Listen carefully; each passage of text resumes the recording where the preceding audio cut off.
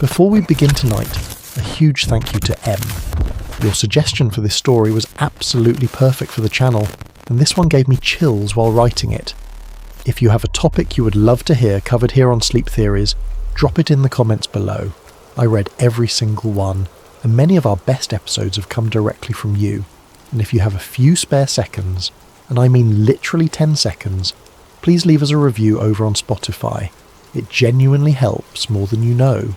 It takes no time at all, and it means the world to this channel and to everyone who listens. Now, let us talk about a street in Liverpool that may not always belong to the present. There is a street in the north of England where, on an ordinary afternoon in the summer of 1996, time is said to have cracked open. Not metaphorically, not in some abstract philosophical sense, but physically, visually, completely. The way a pane of glass shatters without warning, all at once, and without mercy. The street is called Bold Street. It sits in the heart of Liverpool, a city already thick with history and atmosphere, already known for its ghosts and its legends and its deep, almost geological sense of the past pressing against the present. People have shopped on Bold Street for well over a century. They have walked its pavements through war and peace, through demolition and reconstruction, through every generation that Liverpool has seen. It is not a remarkable street, not in any obvious way. It is simply a street, shops, people, traffic, the ordinary furniture of a modern city going about its ordinary business. But on a warm June afternoon, a man named Frank Cotterell stepped off that pavement and stepped into somewhere else entirely. What happened to him in the space of a few seconds has never been satisfactorily explained. It has been examined by historians, dismissed by skeptics, flagged in government files and quietly studied by people who would prefer you not know it was studied at all. The Bold Street time slip, as it would come to be known, is one of the most meticulously documented cases of alleged temporal displacement in the United Kingdom. It is not a ghost story exactly. It is not a hallucination, at least not one that any of the standard medical explanations can cleanly account for. It is something older and stranger than either of those things. It is a story about what happens when the wall between then and now becomes briefly, terrifyingly thin. Tonight we are going to walk that street. We are going to follow Frank Cotterell into whatever it was he walked into, and we are going to ask the question that the official record has never quite managed to answer. What if it was real? And if it was real, who already knew? Liverpool in the summer of 1996 was a city moving forward. The regeneration of the waterfront was underway. The old docks that had once made Liverpool one of the most important ports in the world were being transformed into something new. Music, culture, architecture, the city was shaking off decades of economic hardship and pushing towards something brighter. Frank Cotterell was a police officer. He had been on the job long enough to develop the particular kind of careful observational habit that good police work demands. He noticed things. He remembered details. He was not a man given to flights of imagination or dramatic embellishment. He was methodical, grounded, and, on the afternoon in question, in the middle of an entirely unremarkable errand. He was walking down Bold Street to buy a birthday present. It was the kind of afternoon that barely registers in memory under ordinary circumstances. A little shopping, a little sun, the low hum of a city in the middle of its day. Cotterell would later describe the beginning of his experience as something so subtle that he almost missed it entirely. There was no crack of lightning, no sudden wind, no dramatic warning of any kind, just a quality of stillness. He sensed that the noise around him had receded slightly, as though someone had turned down the volume on the world. He paused. He noticed that the traffic sounds had dimmed, not disappeared entirely, dimmed, the way sounds behave in heavy snow or in thick fog, absorbed rather than silenced. The light seemed different too, not dimmer exactly, but flatter, more even.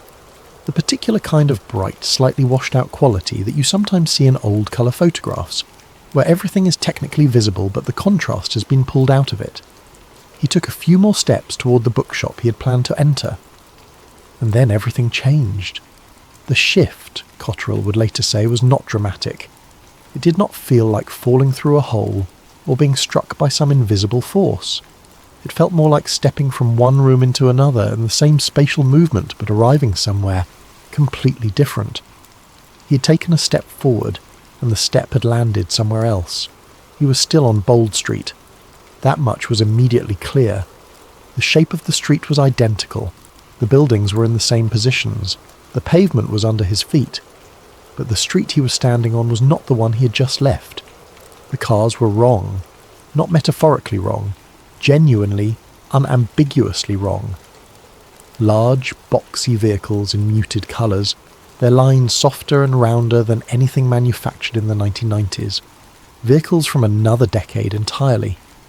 He would later describe them as consistent with automobiles from the 1950s, the kind of cars he had seen in old film footage, in his parents' photograph albums, in the black and white imagery of a Britain that had been gone for 40 years before he was old enough to notice. The people were wrong. Their clothing was wrong. Heavy coats in muted wool, women in skirts that fell below the knee, men in hats. Not costume hats, not theatrical hats.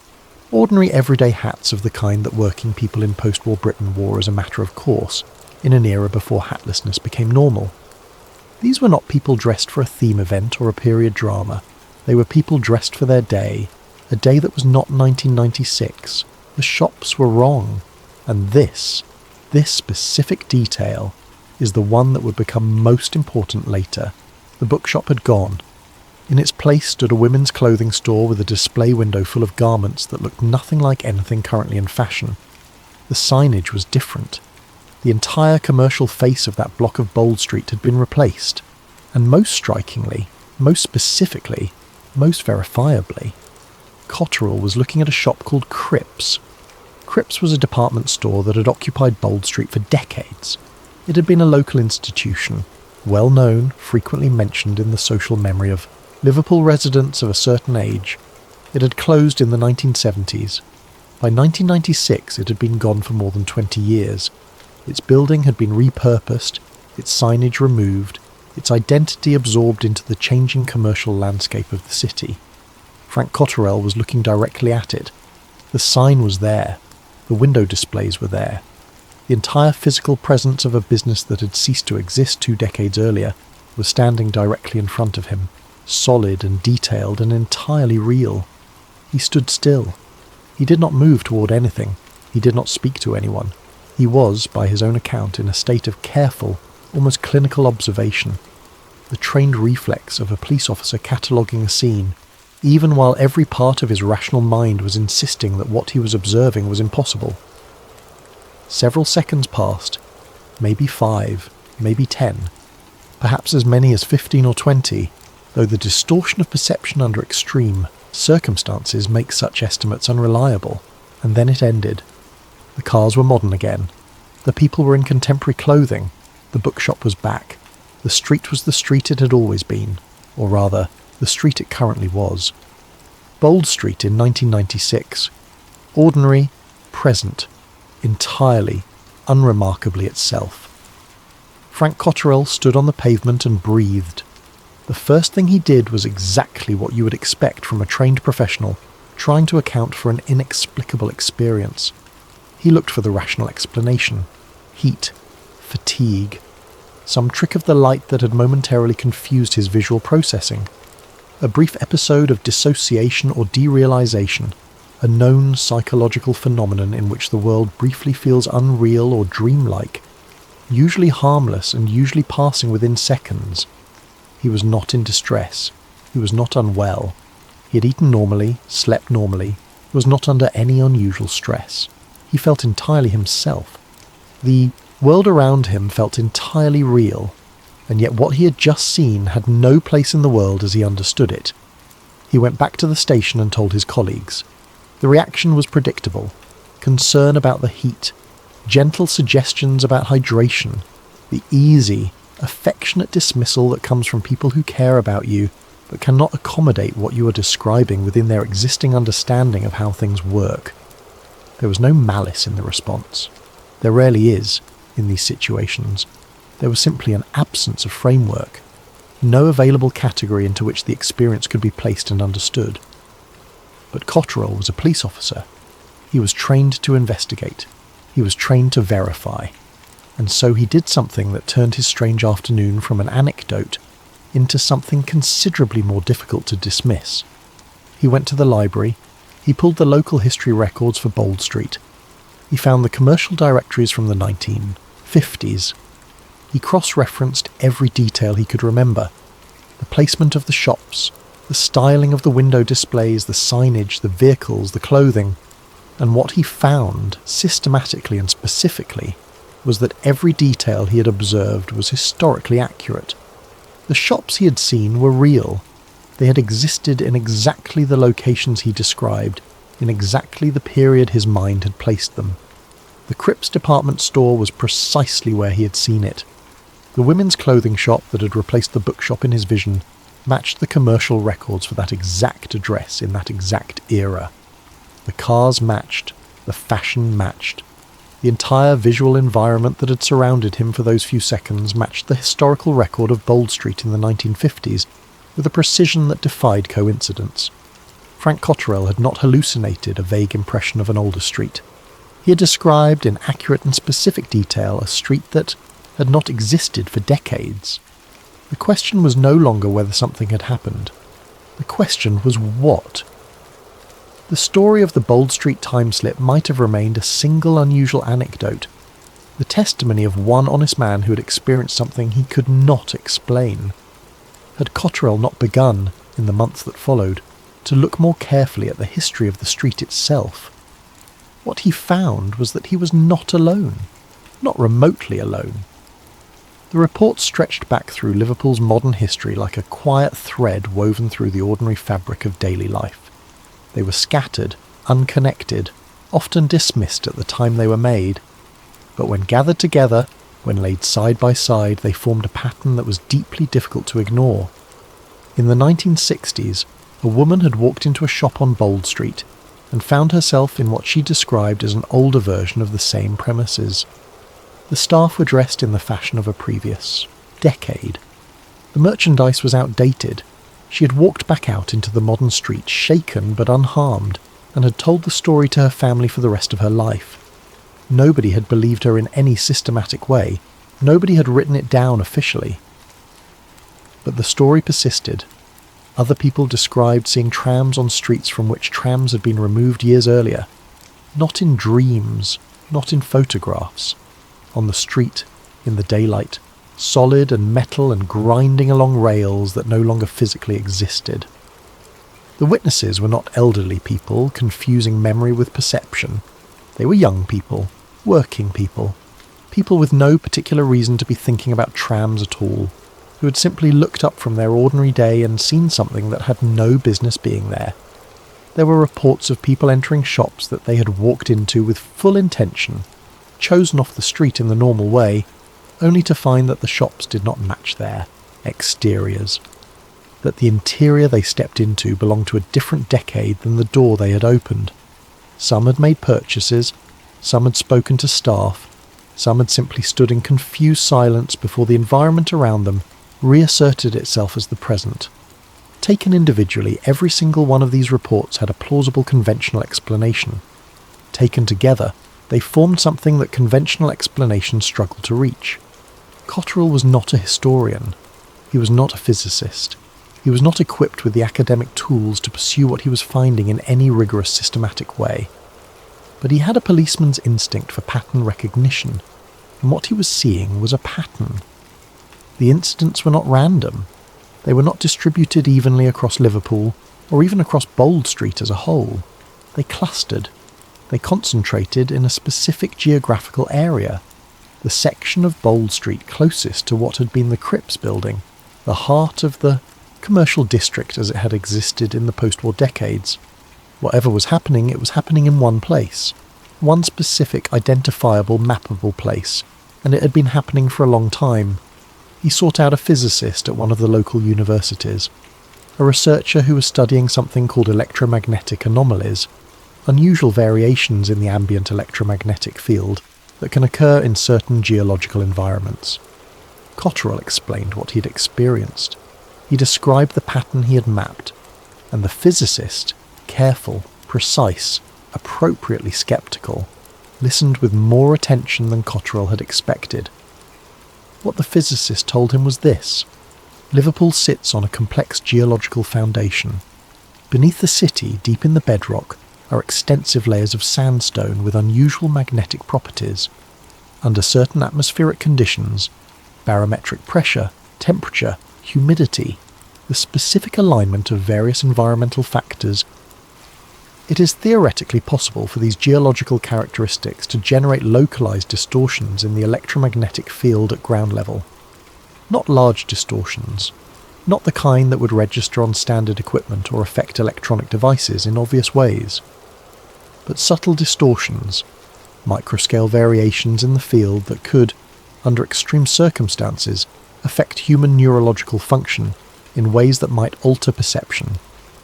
It was a rational, cautious, scientifically grounded explanation for unusual perceptual experiences, except for one thing. The physicist paused and said something that stayed with Cotterell for a long time afterward. Such distortions, she said, should not be able to produce historically accurate visual environments. If the geology of the area were generating perceptual disturbances in human observers, hallucinations in the conventional sense, those disturbances should be random, fragmentary, personal. The visual noise of a disturbed nervous system, not the coherent and verifiable reconstruction of a street as it had appeared 40 years in the past. The accuracy was the problem. The accuracy was what could not be explained. She could offer a mechanism for the experience. She could not offer a mechanism for the content. What Cotterell found next came not through geology or physics, but through history.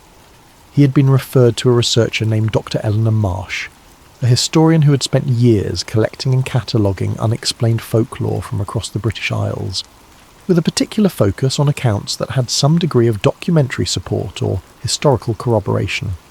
She was not a sensationalist. She was not interested in ghost stories for their own sake. She was interested in the places where documented human testimony intersected with things that the official record had chosen, for whatever reason, to set aside. Dr. Marsh already knew about Bold Street.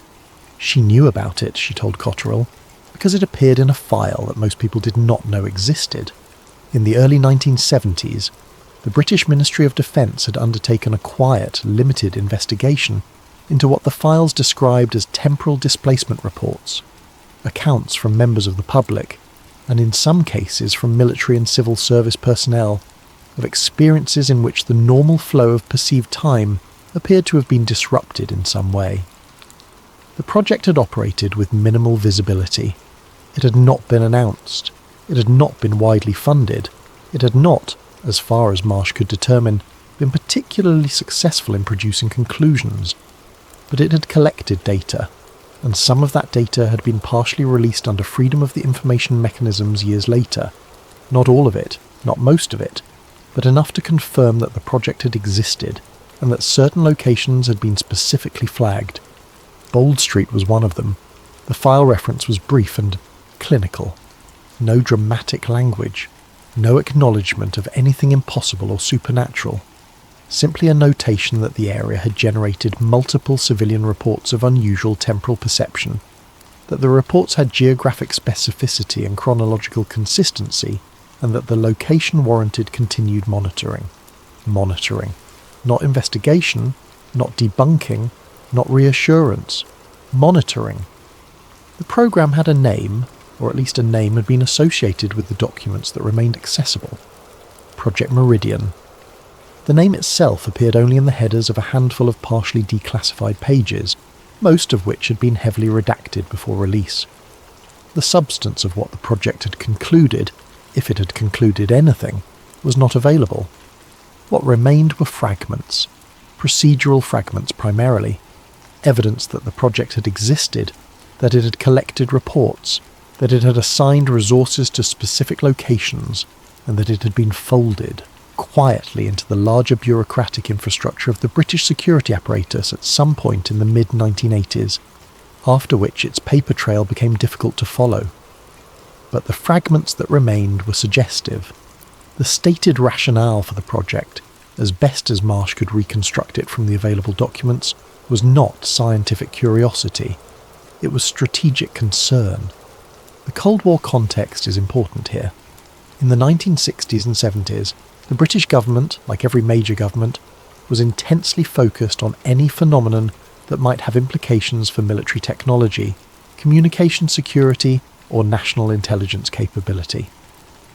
The question being asked about temporal displacement reports was not, are these experiences real in a metaphysical sense? The question was whether they pointed to something that could be exploited, or that could be exploited by adversaries. Specifically, the concern seemed to centre on three areas. First, military radar systems. If certain geographical locations were capable of distorting human time perception, they might also be capable of distorting the timing mechanisms on which radar and early warning systems depended. A radar installation built above an area of unusual electromagnetic behaviour might, in theory, produce timing errors that looked like technical failures, but were in fact something else entirely. Second, early computing networks. In the 1970s, the first networked computing infrastructure was being laid, and the synchronization of computer clocks across distances was a fundamental technical challenge. Any environmental factor that could affect time perception, even at the level of human observers rather than machines, might also, under the right conditions, affect the precise timing signals on which networked computing depended. Third, navigation. Military and civilian navigation systems of the era relied on extremely precise timing. Any phenomenon that could affect the accuracy of timing at specific geographical locations was a potential national security concern, regardless of whether the underlying mechanism was understood. Bold Street had been flagged because the concentration and consistency of reports from that specific location suggested something was happening there. Something that, whatever its ultimate explanation, had a geographical signature that could be mapped and therefore could not be dismissed as random. Cotterell and Marsh attempted together to access the fuller archive. They submitted requests under Freedom of Information legislation. They contacted former civil servants with connections to the relevant departments. They traced the institutional history of the project through publicly available records of the Ministry of Defence's research programs from the relevant decades. They were, in every case, politely but firmly redirected. Several files that Marsh had previously been able to access were no longer available. One archivist, in an exchange that Marsh later described as among the most remarkable of her professional career, told her simply that certain records had been reclassified following a review and were not currently accessible to researchers. When she asked what had prompted the review, she was told that the review had been routine. The impression left by these encounters was not of a government actively concealing something dramatic. It was subtler than that. It was the impression of a bureaucracy that had decided at some point that a particular category of information was more comfortably left unexamined, not because it was demonstrably dangerous, but because it did not fit neatly into any framework that could be publicly discussed without raising questions that nobody in an official capacity wanted to answer. But before access was entirely closed off, Marsh had been able to photograph several pages of documents from the archive. Among the fragments she secured was a brief speculative passage, written based on the paper and the typeface sometime in the 1970s, that discussed what the author called recurring historical overlays.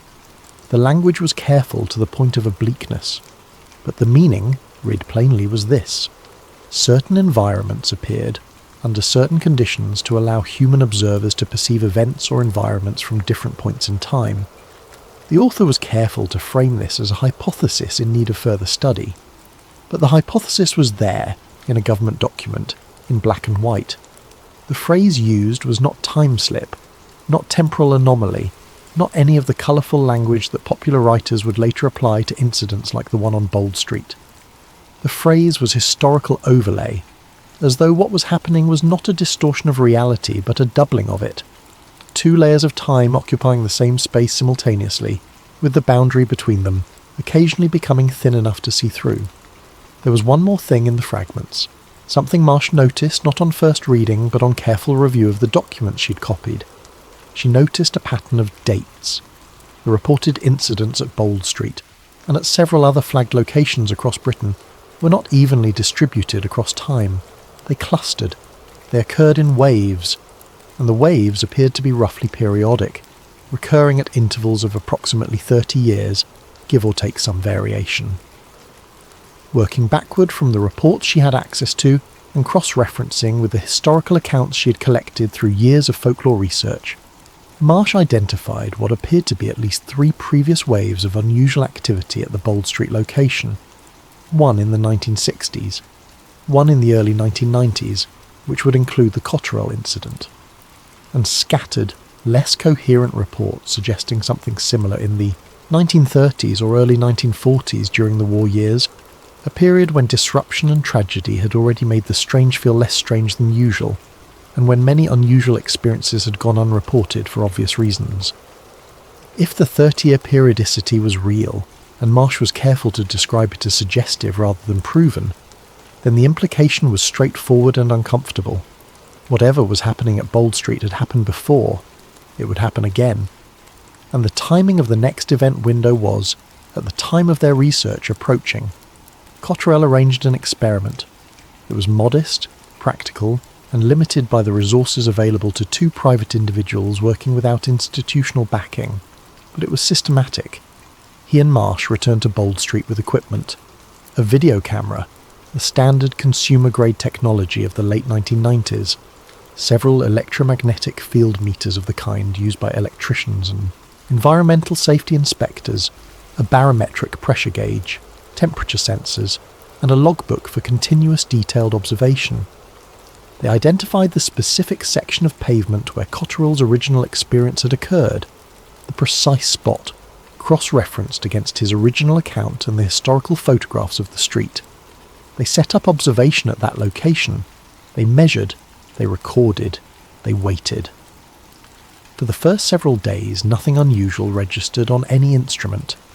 The electromagnetic field readings were unremarkable. The atmospheric conditions varied in normal ways. Pedestrians walked past without incident. Bold Street was precisely and relentlessly ordinary.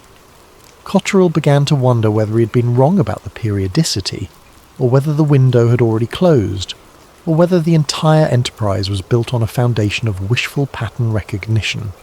He was a methodical man, and methodical people are not comfortable constructing theories from insufficient evidence. The silence of the instruments made him question everything. And then, on an evening in early autumn, the street went quiet. Not gradually. Not in the slow, atmospheric way that evenings sometimes quiet down as foot traffic diminishes and the business of the day wends toward its close. All at once. The ambient sound of the street, the accumulated background noise of cars and voices and the ordinary mechanical hum of urban life, pulled back. Like a breath being held. Both of them felt it simultaneously. Neither spoke. Both reached for their instruments. The electromagnetic field meters moved. Not dramatically. Not the kind of violent spike that you see in dramatic reconstructions of such events. A steady, measured rise in the local electromagnetic field reading, unusual enough to note, sustained for long enough that it could not be explained as instrument error or random fluctuation. The barometric pressure, which had been stable all day, dipped sharply. They were filming. The camera was pointed at the stretch of street directly across from their observation point. Modern pedestrians in modern clothing walking past modern shopfronts. The ordinary visual reality of a British high street in the late 1990s. And then, in the footage, reviewed later, frame by frame, with complete disbelief, and then a slowly growing and terrible certainty, something appeared on the front of one of the buildings across the street. Lettering. Faded. Like paint seen through fog or glass, but unmistakably there. The lettering was too large and too specific to be a trick of the light. It was the name of the store. The Cripps department store, closed for more than 20 years, gone from the physical reality of Bold Street for the entirety of Cotterell's adult life, briefly and impossibly reappearing on the face of a building it had not occupied in decades. And through the faded outline of the old shopfront, the modern, pedestrians continued walking, not seeing it, not reacting to it, moving through what appeared to be a ghost image of a building from another time, not disturbed by it, not aware of it, simply passing through the space where 2 versions of the street were, for a few seconds, simultaneously present. The image lasted, by their count of the footage, approximately 14 seconds. Then it faded. The electromagnetic readings returned to baseline. The barometric pressure stabilised. The street returned to its entirely ordinary self. They stood in the dark and said nothing for a long time. In the days that followed, Cotterell found himself sitting with a question that had been present from the beginning, but that the footage now made impossible to avoid. He had been a police officer for years. He had thought about crime and motive and the uses of power and information in a way that most people do not, because it had been his professional business to do so. And when he looked at what he had experienced and what Marsh had found in the archives and what the footage appeared to show, he began to think about it the way a detective thinks about evidence, not asking what is this, but who benefits from knowing about it. If temporal overlap was real, if there were places where 2 points in time could briefly coexist, where an observer in the present could see the past, then the implications extended far beyond the merely interesting, far beyond the merely strange. You could observe events that left no other record. You could see conversations that no surviving witness had documented. You could see decisions being made, transactions being conducted, agreements being reached. The private mechanisms of power that history normally conceals. If the past was occasionally visible from specific locations, and if you could identify those locations and monitor them systematically, you would have access to a form of intelligence that no other technology could provide. But the implications did not stop at the past. If a location could occasionally allow the present to see the past, what was the theoretical barrier to the present seeing the forward direction as well? The geometry of time, in any serious physical model, does not privilege one direction over the other. If temporal boundaries could become thin, they might become thin in both directions. Cotterell did not claim to know whether this was possible. He was not a physicist. He was not a philosopher of time. But he understood that if it was possible, if certain locations offered even a fragmentary, unreliable, occasional window on future events, the implications for intelligence gathering, for geopolitical strategy, for the exercise of power at the highest levels, were so profound that any government that discovered them would not announce the discovery. Any government that discovered them would, quietly, systematically, and with very little public noise, begin to watch those locations very, very carefully. The note in the archive, the final fragment that Marsh had found before access was entirely closed, had said exactly two things. Bold Street remains active anomaly site, and then observation only. Do not interfere, not investigate, not close, not dismantle, not explain away or deny, observe. The questions that come out of the Bold Street story are not the kind that have clean, satisfying resolutions. This is not a story that ends with disclosure or confession, or the triumphant revelation of a hidden truth. It is a story that ends, as so many of the most honest stories end, with an open door leading into a dark corridor, and no reliable way of knowing how far back the corridor goes. What we know, or what we can say with reasonable confidence. Frank Cotterell had an experience on Bold Street in 1996 that he described in specific and verifiable detail, and the details he described were historically accurate in ways he had no obvious prior access to. He was not the only person to report such an experience. A pattern of similar reports existed, geographically concentrated in the same small area.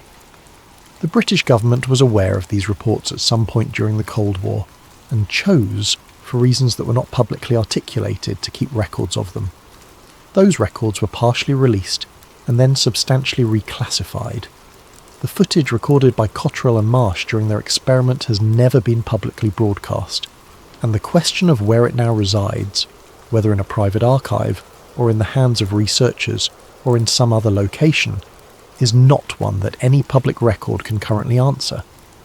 What we do not know, whether the experience Cotterell and others described was a genuine perception of a different temporal layer, or a complex hallucination produced by environmental factors, or something else entirely for which we do not yet have a name or a framework. We do not know what Project Meridian ultimately concluded, if it concluded anything. We do not know who is currently monitoring Bold Street, if anyone is. We do not know whether the 30-year periodicity that Marsh identified will hold, or whether the next event window has already passed, or whether it is still ahead of us. The physicists who study the nature of time will tell you that our intuitive understanding of it as a single, linear, forward-moving flow is almost certainly incomplete. That at the quantum level, time behaves in ways that the everyday experience of it does not prepare you for. That the question of whether the past continues to exist, not as memory, not as record, but as actual present reality in some physical sense, is not a question that modern physics has definitively closed.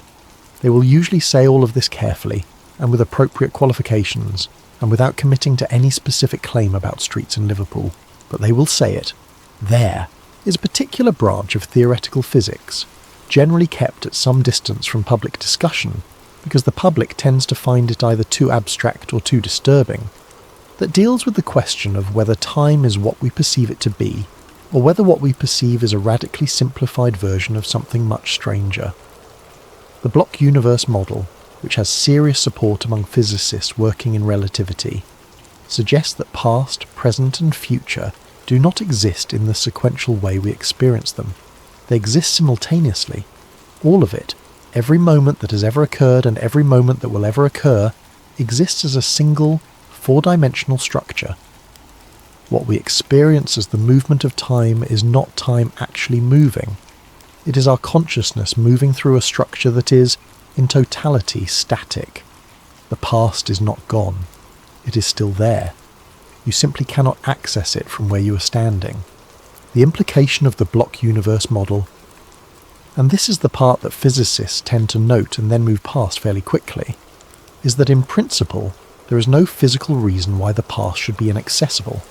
The barrier is not ontological. The past exists.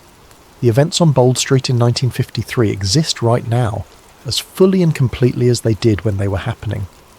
They are simply in a different location within the four-dimensional structure of space-time.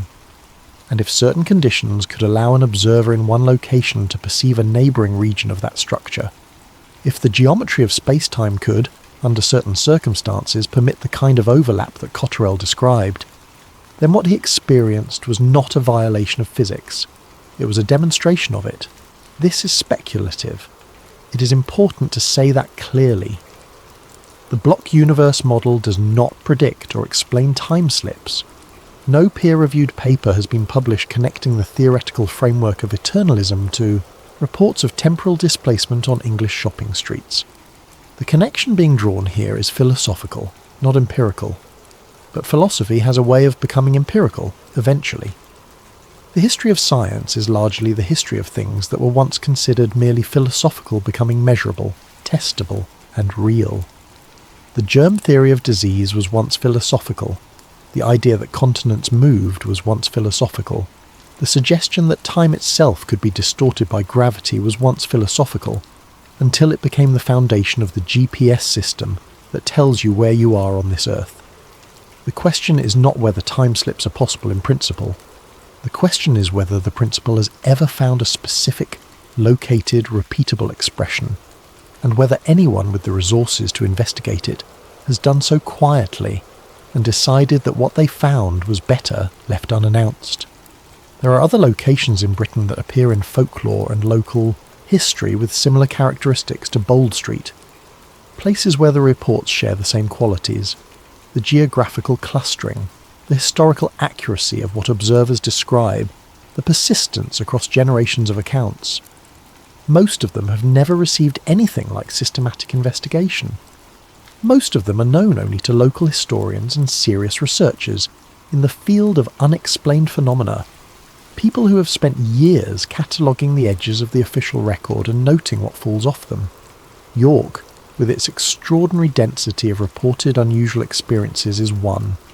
The city is ancient enough that the past is very close to the surface in a literal sense.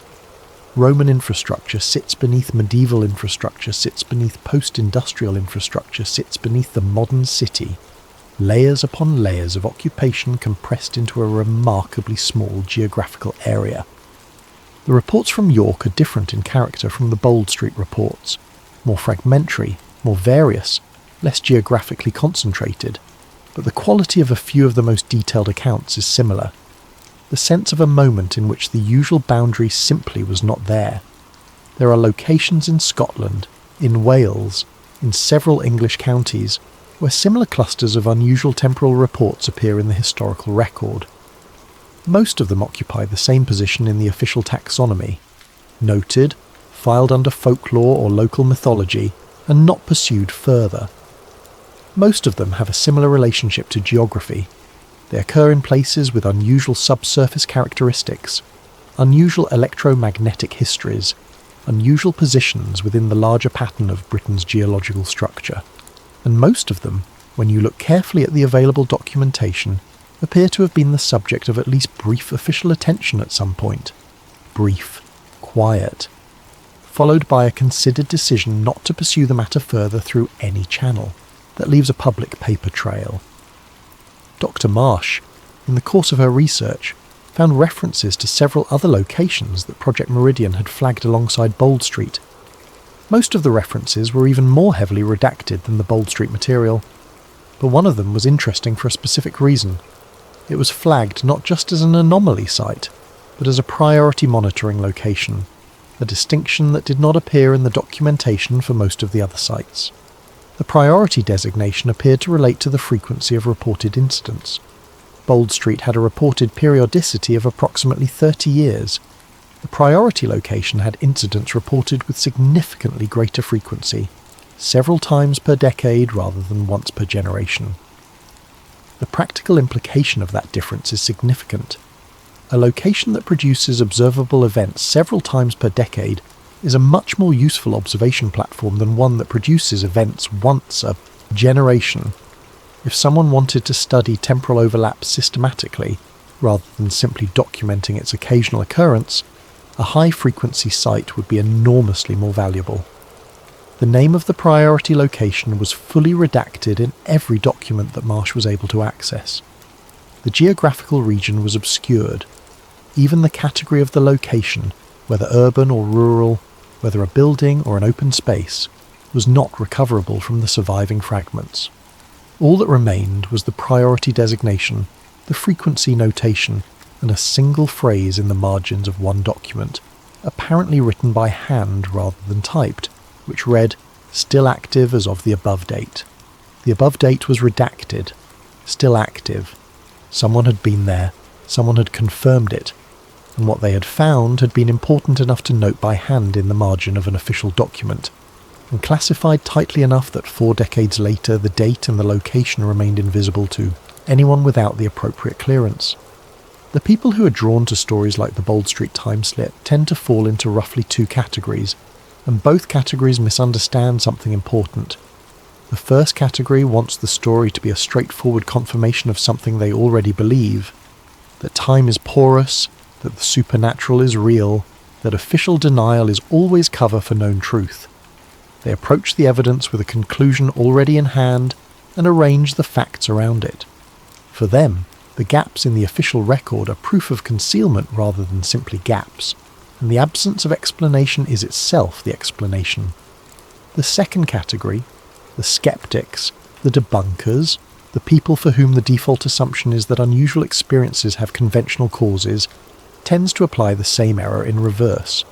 They begin with a conclusion too, that what Cotterell described was a hallucination, or a confabulation, or a story that improved in the telling, and that the accuracy of the historical details is coincidence or unconscious memory, rather than evidence of anything stranger. For them, the absence of a mechanism is itself sufficient to dismiss the experience entirely. Both categories are doing the same thing. They are refusing to sit with genuine uncertainty. They are insisting on a conclusion when the evidence supports something more uncomfortable. The acknowledgement that we genuinely do not know, that our current models are genuinely incomplete, and that what Frank Cotterell described, whatever its ultimate explanation, cannot be made to fit cleanly into either the bin labelled true or the bin labelled false, without forcing something that should not be forced. The most honest position, the most intellectually rigorous position, is the one that is hardest to hold. It is simply this. Something happened on Bold Street in June of 1996. The details of what Cotterell described were accurate. The pattern of similar reports from the same location is real and documented. The government was aware of this pattern and chose to monitor it without publicising that monitoring. The footage from Cotterell and Marsh's experiment recorded something that should not have been there, and none of these facts, taken together or separately, have a satisfying conventional explanation. That is where the evidence leaves us.